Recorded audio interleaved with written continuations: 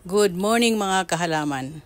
Ang ipakikita ko ngayon ay ang pagpropagate ng ating Pink Princess Philodendron. Ito ay isang magandang houseplant at makikita nyo ang kanyang variegation ng kaniyang dahon na unique sa kada dahon.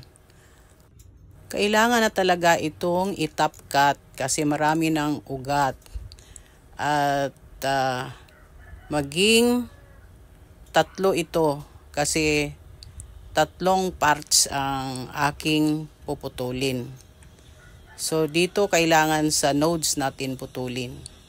So nandito na ang aking pinutol.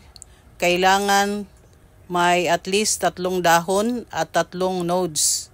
So yan ang kailangan bago putulin. So nandyan na, tapos na, pinutol ko na. So ito ay ating itatanim sa bagong pots. May na-prepare na ako na pot para makita nyo kung paano ito itatanim.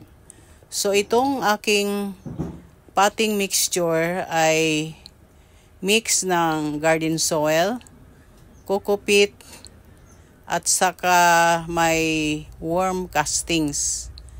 So nandito na at itatanim na natin.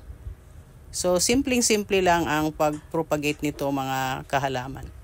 So nandyan na, tinanim ko na. Yung iba hindi ko na ipakikita kasi mataas na itong video na ito. So iyan lang. At mamaya ay didiligan ko yan para ma-absorb ang water ng bagong halaman natin. So yan lang mga kahalaman at thank you for watching and follow for more.